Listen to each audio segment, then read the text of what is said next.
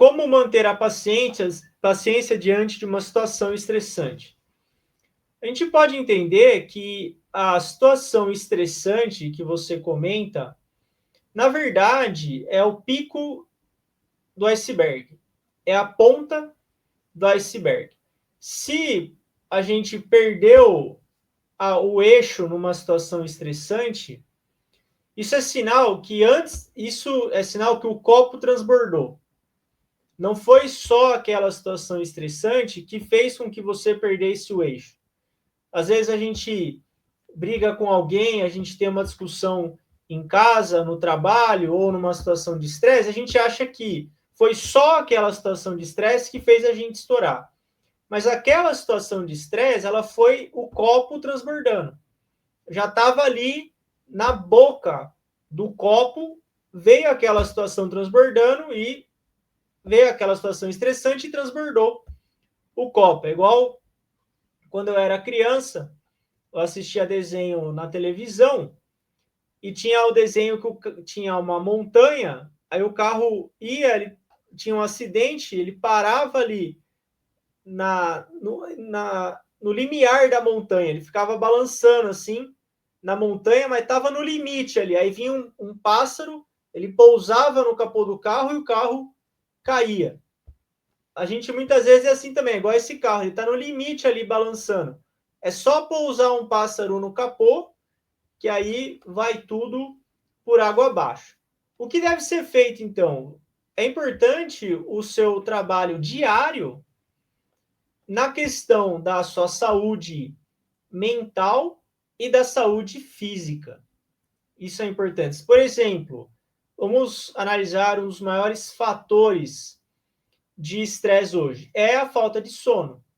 De cada 10 pessoas hoje, só 3 têm um bom sono. Isso são estudos científicos. Você pode pesquisar aí no jornal, em estudos, o bom sono mesmo, aquele sono de qualidade, é 30% da população. Outro 30% é insônia, tem insônia, não consegue dormir. E tem depois aí nesse meio pessoas que têm níveis diferentes de insônia, mas que também não têm uma boa qualidade de sono. Então a gente já começa por aí a discussão. Como é que está o seu sono? Quando a gente não dorme bem, tudo muda. A sua fisiologia muda. O seu nível de cortisona muda, que é o hormônio que é liberado em situação de estresse. E a pessoa que dorme pouco, pessoa que dorme mal, ela é mal-humorada. Não é que ela é mal-humorada porque ela é assim, ela está desse jeito porque ela fisiologicamente, o corpo dela está no estado crítico. E não adianta tomar cafezinho, não adianta ficar tomando suplemento, tem que dormir. Por isso, o que eu sugiro para você, o primeiro passo é você verificar o que você faz antes do sono. Como que é a sua rotina pré-sono? 3 horas antes de dormir, o que você faz? 2 horas antes de dormir e 1 hora antes de dormir. Se você, por exemplo, está olhando o celular 10 minutos antes de dormir, meia hora antes de dormir, isso é um problema. Se você, claro, se tem filho pequeno, aí a história é outra, mas se você já criou os filhos, ou se não tem filho, enfim, você tem a possibilidade de ninguém interromper esse seu ritual pré-sono, então você precisa avaliar como está o seu sono. Uma vez que você dormiu bem, a probabilidade de você conseguir lidar melhor com as situações é bem maior, porque o seu corpo ele foi reparado, ele foi restaurado durante certo período de tempo, que é o período do sono, houve regulação fisiológica hormonal e você está pronto para outro dia de forma restaurada, como um veículo. Você precisa fazer manutenções do carro. Cada 10 mil quilômetros, vai lá, faz a manutenção. Imagina um carro que ele está sendo utilizado incessantemente e ele não para. Ele não é feita a revisão, não é feita a troca de óleo, não é feita a troca de fluido de radiador, não é feita a revisão de pastilha de freio, nada. Esse carro vai estourar uma hora. E nós, muitas vezes, perdemos a paciência simplesmente porque a gente estourou. Esse é o primeiro ponto. Segundo, é a forma como você está interpretando as situações. Será que você está tendo ponderação, evitando extremos quando assuntos são pessoas? Porque o Dante escreveu: o inferno são os outros. Porém, isso foge da autorresponsabilidade. É muito fácil eu falar que o inferno são os outros. Porém, pelo princípio da autorresponsabilidade, que é o princípio que o Mestre Ockham nos ensina, o inferno é criado por eu mesmo, dentro da minha mente. Por isso, a pergunta é: como você está interpretando as situações que acontecem na sua vida e como você está interpretando as pessoas, o comportamento, as palavras das pessoas à sua volta? A gente está falando aqui, o que eu estou te falando aqui é antes de chegar na ponta do iceberg. Eu estou te falando o que eu vou chegar lá na ponta do iceberg. Eu vou falar para você como manter a paciência nesse momento. Mas eu gostaria de complementar a resposta para que não ficasse só nesses 10%, para que a gente possa trabalhar por completo essa questão da paciência. Eu sou uma das melhores pessoas para você perguntar isso. Essa resposta vai ser longa. Quem quiser contar o tempo aí, pode contar. Essa vai ser uma das respostas mais longas desse programa. Muito boa a sua pergunta. Por quê? Porque eu sou um cara muito nervoso. Então, você fez a pergunta para a pessoa certa. Porque eu sou a pessoa que mais precisa trabalhar isso. O que eu estou te falando é o que eu faço. É exatamente o que eu tenho que fazer, porque eu sou um cara nervoso. Quem me conhece sabe, eu não tenho vergonha de falar. Eu sou um cara cabreiro, eu não posso falar palavrão. Eu sou um cara cabreiro, nervoso, não adianta. E eu todo dia tenho que me policiar para não acontecer isso que você está me perguntando. Parece que você acertou, você escolheu a pessoa certa, é igual a alfaiate, é sob medida essa pergunta. Então pode ficar tranquilo que eu sei o que eu estou falando, porque eu experiencio isso diariamente. Então, voltando, como você interpreta as situações e como você interpreta as pessoas? As palavras das pessoas, será que você está levando para o extremo? Será que você está levando muito a sério as coisas? Levando a ferro e fogo? Se a gente não tiver um pouco de tolerância, não tiver margem quando o assunto é o ser humano, se a gente não conseguir tolerar o ser humano, se a gente não conseguir contornar as situações de forma estratégica, pensando nas consequências, se a gente for bateu, levou, você vai perder a sua paciência muito fácil. E aí vem o segundo ponto, que é a sua visão de vida, é a sua perspectiva de vida, que basicamente é tudo, é a sua personalidade, são as suas opiniões frente aos acontecimentos e as suas opiniões frente às pessoas. Por exemplo, trânsito. Trânsito todo mundo sabe que é uma coisa muito estressante. Cada dia mais o trânsito está maluco, as pessoas estão se matando no trânsito. Você deve criar uma filosofia de direção. Isso não é assunto abstrato. Por exemplo, se o indivíduo fecha você, o que você vai fazer? Você já tem que ter preparado a sua reação.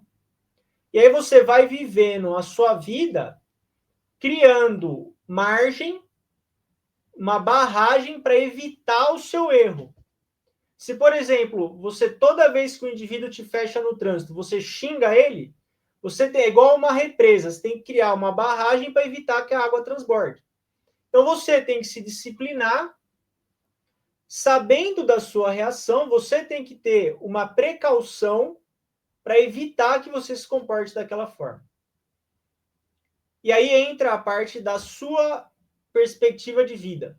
Quais são as suas opiniões? Quais são os seus valores? E no que você acredita? A sua identidade. A sua identidade. Como você se identifica? Qual que é a sua autoimagem? Não, eu sou uma pessoa, por exemplo, eu me identifico como uma pessoa, eu me conheço como um pavio curto, mas eu me controlo. Mas com o tempo, eu aprendi a lidar com isso. Então, essa questão da paciência é isso. Você pode ser uma pessoa impaciente, mas isso não te dá o direito de descontar a sua ira nos outros. Aí você cria uma nova identidade. O indivíduo precavido. O indivíduo que fica em silêncio. E aí vamos entrar agora nos 10%. Para você, e essa é a dica de ouro, manter a paciência diante de uma situação estressante, você precisa se desconectar da situação na hora que tem o pico de estresse. Vou dar um exemplo. O indivíduo está no trabalho, o chefe chega e ele descasca o cara. Ele fala, você é um lixo, você não presta. E xinga a esposa, estou indo para uma situação extrema, tá? Xinga a mãe dele, xinga a esposa dele, xinga a família dele, maltrata os filhos. Imagina, o cara vai ficar possesso. Como é que esse cara não vai reagir? Ele tem que se desconectar daquilo. O que ele faz? A coisa mais inteligente para você fazer no momento em que você perde a paciência tem 4 letras. NADA. Não faça nada. Essa é a sua primeira reação. Não reaja. É como se você observasse dentro de você a ira vindo. A ira, como se ela viesse a cavalo, como se ela fosse um selvagem surgindo de dentro de você. Quando você vê esse selvagem vindo lá do fundo, ele vem lá do tandem, vem lá de baixo do chakra, ele vem vindo assim, ó, a raiva, a vontade de descontar. Quando você só observa ele vindo, o que você faz? Nada. Observe. Deixa. Não faz nada. Feito isso, conta até 10. Conta até 10. Contou até 10? Respira fundo. Fez isso? Sai do lugar. Isso você consegue fazer. Ou se você vê que você realmente não vai conseguir nem contar até 10, imediatamente saia do lugar. Isso é o protocolo mais seguro, no caso. Você vê que a raiva está vindo. Você vê que você vai perder a paciência. Saia. Você sai. Se retira. Aí longe, você faz o processo de contar até 10, de respirar, até restaurar a sua calma e voltar. Então, a sua pergunta é sobre como manter a paciência. Se desconecte um pouco do problema e conte, faça uma contagem. Aí você vai conseguir manter a sua paciência. Não reaja. Não faça nada em um momento de estresse. É necessário frieza, é o famoso sangue de barata. Tem que ter sangue de barata, frieza. Não reaja.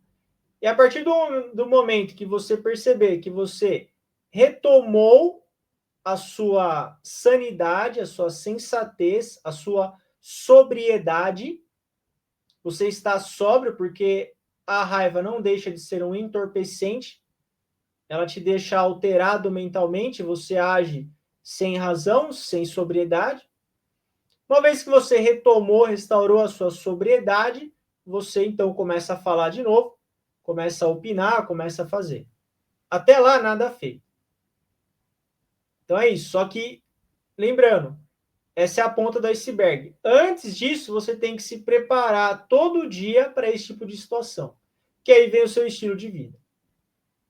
Você tem prática religiosa, você dorme direito, você tem o hábito da oração, da leitura de bons ensinamentos, como os da Rap Science, e aí você cria essa base para aí você conseguir enfrentar uma situação estressante. É igual um atleta. Você conseguir manter a situação diante de uma situação estressante, é igual o atleta conseguir ganhar a medalha de ouro. Você vê lá, o cara corre 100 metros e ganha a medalha de ouro. Você fala, pô, mas isso é fácil, né? Só correu ali e ganhou a medalha. Mas o que ele fez ali no bastidor? O tanto de dieta que ele fez, o tanto que ele treinou, o sacrifício que ele fez, como foi toda a vida dele para ganhar aquela medalha. Manter a paciência é a medalha de ouro. Mas você tem que focar no processo para ganhar a medalha, que é a sua vida, é o seu estilo de vida. A meditação, a oração, o contato com Deus, a frequentar uma boa religião? Então, essa é a minha resposta. Eu acabei me prolongando, mas essas são dicas para você conseguir manter a paciência. É muito mais profundo do que a gente imagina. Agradeço a sua pergunta, foi uma pergunta muito honesta. Nem todo mundo tem coragem de perguntar isso. Bom, apesar que é anônimo, né? Mas nem todo mundo tem coragem, então, muito boa a sua pergunta.